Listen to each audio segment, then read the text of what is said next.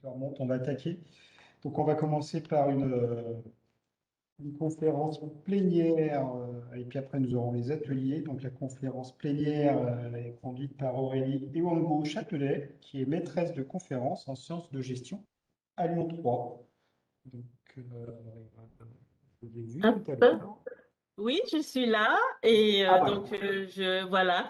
Donc je remercie évidemment les participants et je remercie les organisateurs de ce séminaire, de ce colloque. Et je partage mon écran pendant ce temps-là, pendant que je vous adresse mes remerciements. Alors attendez, je voudrais bien passer en mode diaporama. C'est toujours le problème. Oups. F5. F5. OK. Par Tac, tac, contre, là, tac. on a un tout petit, là. Hop. Non. Hop. Ça y est, ça va. Voilà. Bien. Donc, est-ce que vous voyez bien mon C'est écran? parti. Parfait. Alors, donc, effectivement, c'est la première fois que je participe parce que j'ai rejoint en tant que maître de conférence, maîtresse de conférence, l'IUT Jean Moulin très récemment. Mais auparavant, j'ai été pendant très très longtemps en Prague, au sein d'un IIT et dans un département qui est le département GACO, gestion administrative et commerciale, et avec ma co-autrice, hein, Béatrice Chauvin, qui malheureusement ne pourra pas être présente et donc elle ne pourra pas présenter vraiment tout un aspect que j'essaierai quand même de vous apporter, mais c'était elle qui le portait sur ce qui est prévu en ce moment à l'IUT de Digne, qui est l'université Aix-Marseille. Et elle s'excuse de son absence, mais bon, les agendas, vous savez ce que c'est en cette période de l'année. Donc, moi, mes recherches, mes thématiques de recherche sont autour de l'innovation, de l'entrepreneuriat et du management de l'innovation, entendu dans un sens très très large, hein, au-delà de l'innovation technologique, et aussi en termes de politique publique d'innovation, hein, de recherche orientée vers le soutien aux politiques publiques d'innovation. Nos réflexions que on souhaitait vous faire on souhaitait partager avec vous et sont vraiment au cœur de la journée et des deux journées plutôt d'aujourd'hui et de demain, puisqu'ils concernent le rôle de la recherche technologique dans le développement des compétences. Et ces réflexions nous sont venues parce que nous sommes toutes les deux membres de, alors Béatrice est l'une des pilotes et moi membre du groupe de travail hein, sur un parcours, un des nouveaux parcours du BIT GACO à venir, qui est le parcours entrepreneuriat et management responsable. Et c'est en s'appuyant donc sur des théories en sciences de l'organisation, mais aussi sur notre expérience au sein de départements et au sein des UIT, hein, que nous avons mené ces réflexions et merci de les partager. Et il est vrai que la mise en mouvement du BIT hein, ou du DIT vers le BIT a plutôt mis l'accent sur les enjeux pédagogiques. C'est ce que nous avions remarqué et ce constat euh, nous a amené à interroger la place de la démarche scientifique et qui est pour l'instant peu abordée. Alors, pour l'aborder, je vais vous proposer un bref retour sur l'histoire de l'enseignement professionnalisé dans le supérieur, puisque c'est le cas des IUT, sachant que récemment, il y a à peine 2 ans, à l'occasion des 50e anniversaire, du 50e anniversaire des IUT, il y a eu un certain nombre de travaux qui ont été élaborés. Et à partir de ces travaux, on peut identifier 3 grandes périodes euh,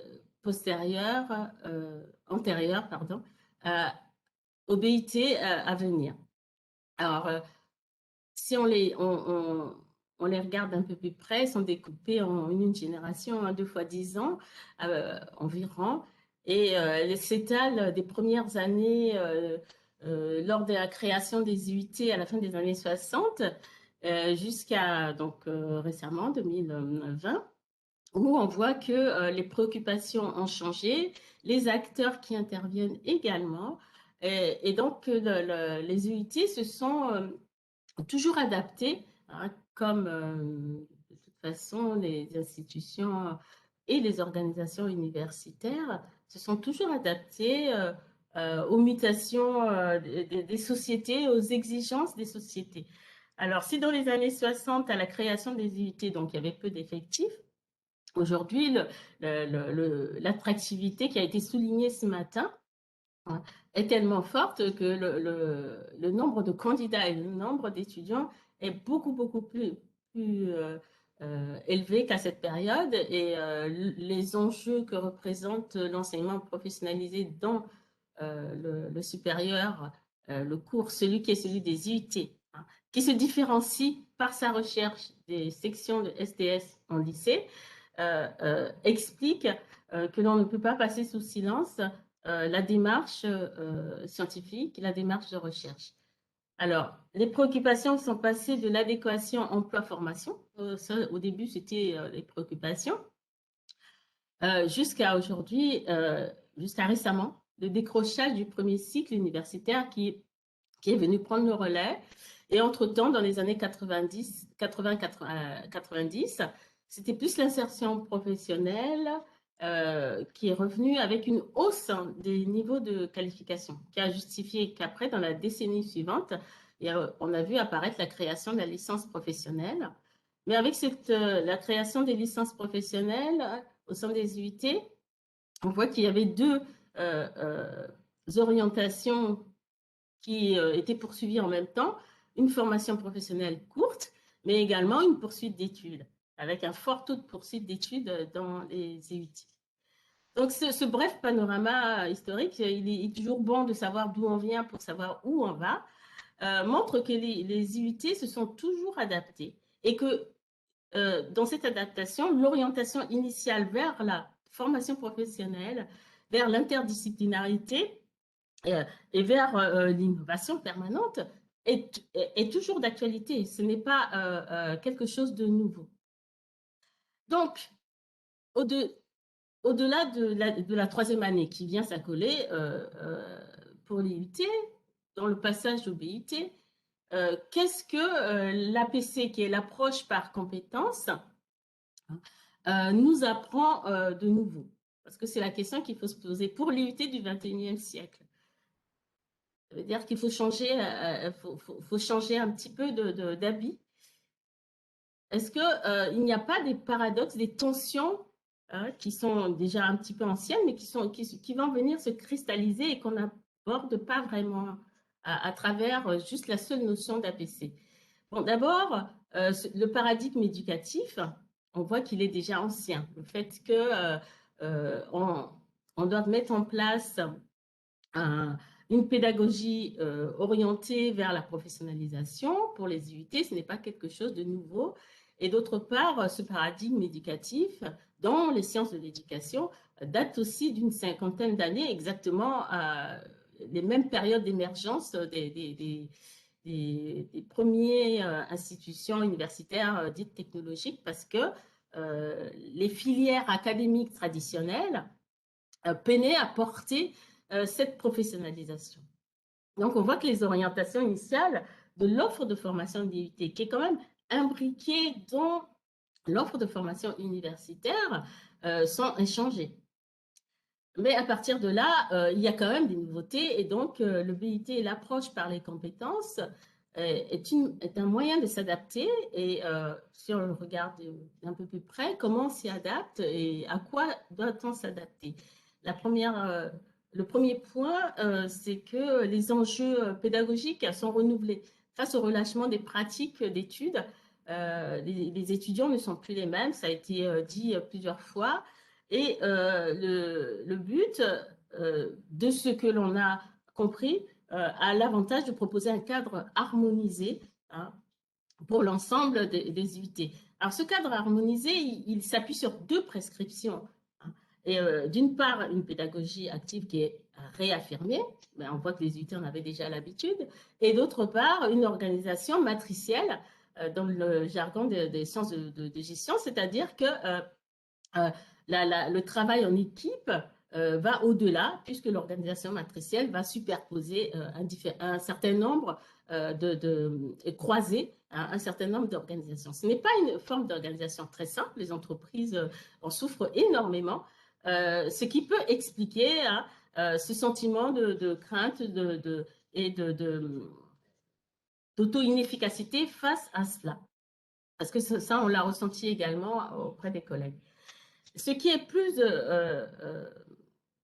ce qui nous semble le plus impensé, justement, qui pourrait être source d'apaisement de ces tensions, c'est d'une part la place de la technologie en tant que source d'innovation. Ça n'a pas du tout été vraiment exploré et ça va être l'objet des ateliers de cet après-midi et je m'en réjouis.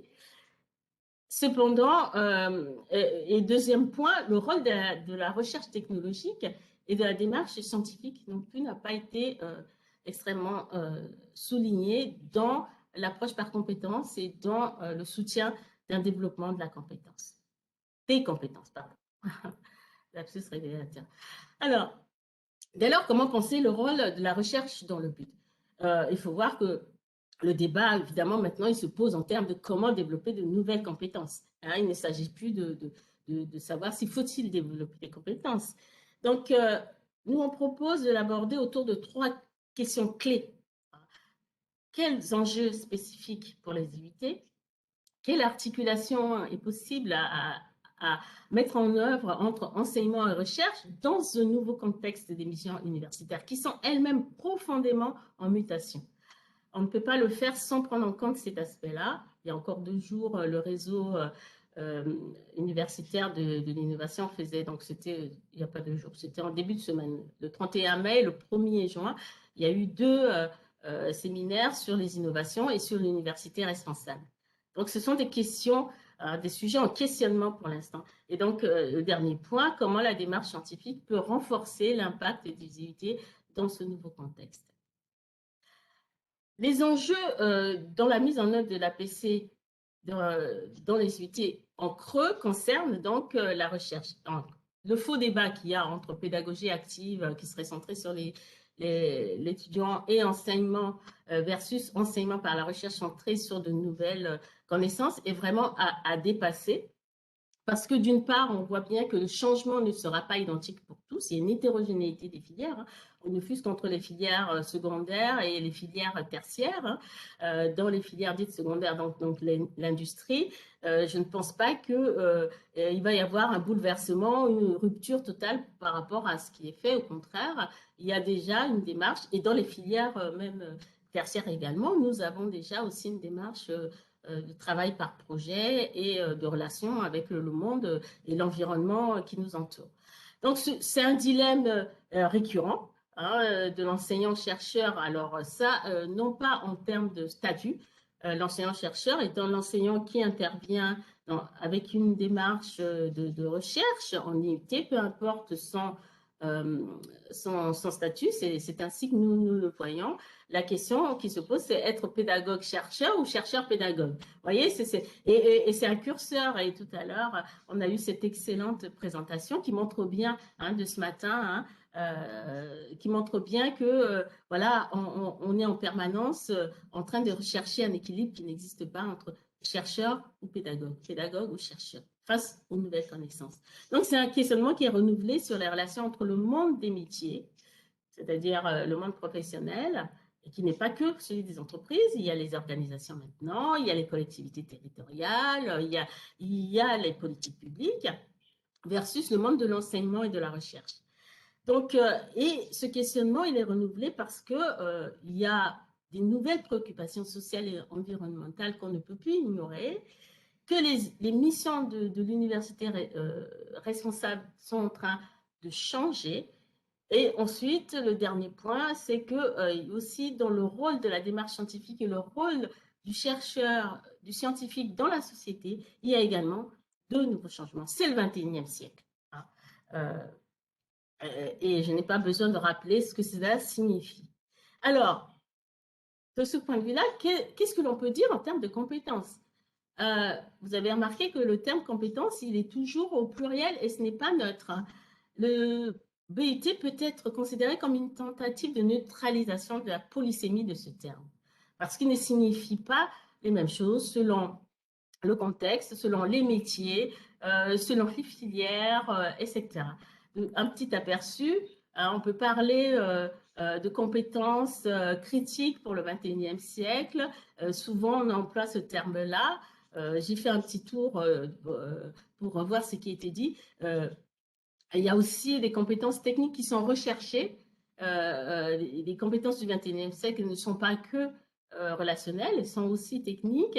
Il y a d'autres fois des compétences, on peut développer et approfondir, affiner encore ce qu'on entend par compétences techniques en fonction des métiers. Et ce qui m'a semblé aussi intéressant, c'est de voir, plutôt que d'opposer compétences techniques et compétences comportementales, de voir le fil, et là c'est tiré, c'est une ressource que j'ai retirée de l'APEC, qui fait un fil qui va de la compétence technique, des compétences transverses et des compétences comportementales. Donc, l'on voit que cette notion de compétence, elle ne peut pas être déclinée que sur une seule dimension. À partir de là, ça devient possible de présenter les atouts de la mission, double mission d'enseignement et de recherche. Alors, plutôt que de le faire d'un point de vue qui serait perçu comme impartial, j'ai préféré aller chercher les compétences telles que le décrivent l'ONICEP. Le site de l'ONICEP présente des compétences requises pour le métier d'enseignant-chercheur. Donc là, j'ai regardé du côté de nous autres, hein, notre métier. Quelles compétences nous devons posséder aussi pour ce métier? Et il semblerait, donc j'ai souligné un petit peu ce qui ressort, et il semblerait que les compétences que l'on devrait, que l'idéal, que l'enseignant-chercheur idéal en termes d'enseignant universitaire, encore une fois, sont des compétences qui vont au-delà de ce qu'on peut penser ou restreindre à la tour d'ivoire dans laquelle on ferait des recherches dans notre coin, et qu'il est en relation constante avec différentes parties prenantes, y compris les étudiants. Donc, la relation, elle devient presque naturelle, à naturaliser. Et dans les filières professionnalisées, cet enseignant universitaire va participer à la coopération entre l'université et le monde professionnel. Donc, dans ce contexte de coopération, un fait est souvent passé sous silence, c'est que les universités d'entreprise cherchent aussi à développer, notamment dans les entreprises, dans les grandes structures. Il commence à y avoir un certain nombre d'universités d'entreprise. Au dernier recensement, il y en avait plus de 80. Cherchent aussi à développer des compétences. Et donc, quelle relation on entretient avec ces universités d'entreprise, par exemple? Ce sont des questions qui ne sont pas trop posées. Est-ce que ce sont des relations de concurrence, de compétition? C'est-à-dire qu'on peut s'associer pour développer des nouvelles compétences. Tout ceci n'est pas très bien posé. D'autant plus qu'on est dans un contexte où la notion de secteur public, secteur privé devient de plus en plus floue. Hein, on le voit bien. Il s'agit plus de co-construire des choses que de s'affronter ou de co-construire tout ce qui concerne le bien commun. Et la connaissance est posée comme étant bien commun pour une université responsable plutôt que de s'affronter. Donc, beaucoup de questions, peu de réponses, comme vous pouvez le voir, si ce n'est la certitude que la recherche la recherche technologique peut contribuer donc au développement de compétences. Alors, comment faire? Pour cela, on a voulu illustrer nos propos par le cas du management et entrepreneuriat responsable. C'est un des parcours du BUT, du prochain BUT GACO, hein, gestion administrative et commerciale. Et dans ce cadre-là, nous, on a considéré que la gestion était une technologie sociale, en reprenant les termes d'un sociologue, Nicolas Arpin en l'occurrence, qui qualifie ainsi les outils qui vont avoir pour finalité de codifier l'informel ou de codifier des pratiques. Et c'est tout à fait le cas des sciences de gestion. Donc, en sciences de gestion, le management et l'entrepreneuriat responsable signifie la traduction des objectifs de développement durable. Et on voit que c'est très varié, ça va de la réduction de la pauvreté hein, jusqu'à l'établissement de partenariats, de travail en commun pour réaliser des objectifs. Et dans ce cadre-là, la mise en œuvre de ce parcours a rencontré, on voit quand on étudie un petit peu l'histoire ou les trajectoires de l'éducation au management, ce que j'ai fait, on voit bien que, à la différence de l'entrepreneuriat classique, hein, le management ou l'entrepreneuriat responsable a suscité beaucoup de freins et suscite encore beaucoup de freins. Alors, dans le cas du BUT en particulier, ces freins sont dus à différents facteurs. D'abord, des facteurs organisationnels, un mode de fonctionnement très hiérarchisé qui va à l'encontre en fait, des objectifs eux-mêmes, hein, puisqu'ils priment de la coopération, un mode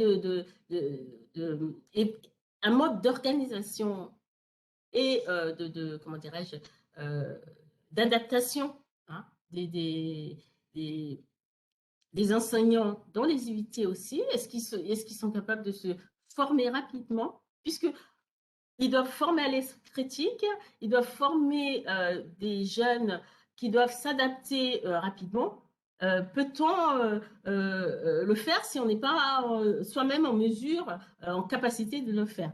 Ça me rappelle, il y a quelques années, un, un dessin très, c'est dommage, je n'ai pas pu le retrouver, sinon je vous l'aurais passé, un dessin très rigolo sur le management du changement et le changement où on voit un dinosaure vouloir expliquer aux gens comment changer.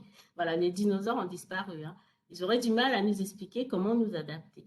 Donc, si l'on ne veut pas être les dinosaures du BUT, cela signifie que avant d'envisager d'enseigner, cela signifie qu'il faut soi-même aussi se l'appliquer ces objectifs. D'où l'intérêt de s'ancrer dans l'université responsable et l'engagement dans la société. Alors, comment peut-on faire au-delà de ces principes de base, hein, de ces principes génériques à l'université donc Aix-Marseille, des stratégies ont été mises en œuvre. Donc c'est possible. Ça c'est la bonne nouvelle. Ça ne veut pas dire que ce soit facile. Alors cette partie-ci, effectivement, puisque ça va être mis en place, donc on n'a pas encore un retour. Ça reste des projets à mener, mais ça peut donner des pistes. Et c'est ce que Béatrice aurait pu vous développer plus en amont. De ce que je sais, c'est qu'il y a deux orientations, deux axes. Le premier, c'est de mettre en œuvre différentes formes d'innovation pédagogique. Il n'y en a pas qu'une, ça c'est certain, qui vont permettre d'activer encore plus hein, cette centration sur les étudiants et leur donner les moyens d'avoir du terrain pour développer leurs compétences. Et de l'autre côté, la création d'un groupe de travail pluridisciplinaire, territorial, qui va donc fournir toutes les ressources. Dans ce groupe de travail, ils envisagent d'associer universitaires et acteurs de la société, que ça va des ONG jusqu'à des entreprises ou des représentants des collectivités territoriales. Donc ça va être passionnant, ça va être le moyen hein, de travailler ensemble, de co-créer.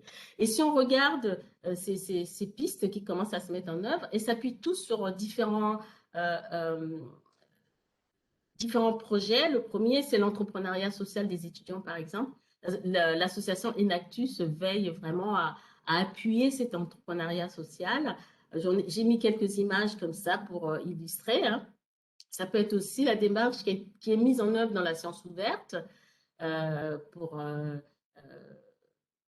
la partie généralement industrielle, mais dans les sciences sociales et humaines ou dans les sciences de la société, il y a aussi les sciences participatives qui peuvent être un moyen de s'associer pour co-créer et et définir les technologies que l'on souhaite désirables, parce que ce n'est pas parce que tout est possible que tout est acceptable et réalisable. Donc, pour finir, je dirais que le BIT, et notamment son appui sur la démarche de recherche technologique, j'espère vous avoir convaincu de cela, permettrait le passage, donc c'est vraiment une opportunité pour passer de la sélection, qui, avouons-le, disons franchement les choses, a permis aussi le succès des UIT, hein, à quelque chose d'autre qui est plus de l'inclusion. Hein. Comment? Par 3 voies. D'abord, il faudrait dépasser l'horizon des finalités uniquement, parce que le BIT n'a fait que poser des finalités. Et donc, aller au-delà de ça, c'est une invitation aussi à sortir d'un monde cloisonné, hein, grâce à la technologie, que ce soit par les disciplines, par les établissements ou par les parties du globe, le nord, le sud, etc. Et puis, pourquoi pas, la technologie sert aussi à ça. Ce matin, on a bien volé dans les étoiles, à rêver et à penser, hein, qu'il est possible d'aller vers une intégration globale des problématiques de société pour éliminer ces tensions, excellence versus équité. Elle ne devrait pas être performance versus qualité. Elle ne devrait pas être. Voilà, je vous remercie beaucoup de votre attention. Merci Aurélie. Oui, vous avez raison. Je vais faire aussi. On va pas avoir le temps pour des questions, mais comme de toutes les façons, la thématique de cette plénière conduit naturellement aux 2 ateliers qui vont suivre, je pense que ça enchaînera la discussion sur les ateliers. Je laisse la parole à Antoniette pour ces ateliers, justement. Merci Michel. Oui, tout à fait. Je suis tout à fait d'accord avec ce que tu viens de dire. Je vous remercie parce qu'on pourrait penser que vous nous avez fait une belle introduction pour l'ouverture de ces 2 ateliers. Et justement, hein, l'intérêt certainement de ces 2 ateliers, c'est aussi de répondre et aller dans le sens que vous avez présenté dans votre conférence, puisque vous avez parlé d'impensé, on peut dire que c'est pas tout à fait vrai puisque c'est là, donc c'est quand même un peu pensé. Donc effectivement, hein, j'entends ce que vous dites dans impensé, mais c'est à nous de nous en approprier et de le rendre pensé et de le construire. Donc je vous remercie pour cette belle présentation qui ne nous donne que l'envie d'aller dans ces ateliers et y répondre. Alors justement, hein, comment répondre à tout ça, hein, ces 2 ateliers? La commission RTI donc, a souhaité innover cette année pour le CNR 2021 et son innovation est portée sur la présentation autour, en tout cas de la présentation de ces 2 ateliers en mettant au centre l'actualité, donc le BUT, tel que vous venez aussi d'en parler et on vous remercie de votre regard, et puis en mettant aussi au centre les contextes dans lesquels nous travaillons et les pratiques qui sont les nôtres dans nos différents contextes pour, là encore, répondre à ce que vous dites dans votre conférence, hein, notamment autour, par exemple, du transfert technologique ou du transfert de technologie. Donc voilà, je ne peux que vous inviter les uns les autres à vous rendre dans ces différents ateliers et surtout à ne pas oublier la synthèse qui est faite à l'issue de ces 2 ateliers. Donc on se retrouvera ensuite collectivement à 15h30 pour entendre la synthèse qui nous sera proposée par nos 2 animateurs d'ateliers. Et dans chacun de ces ateliers, le public participe autant que les personnes qui prennent en charge ces ateliers. Donc, je remercie les collègues de la commission RTI pour tout leur engagement et pour le plaisir qu'ils vont nous offrir. À plus tard. Merci.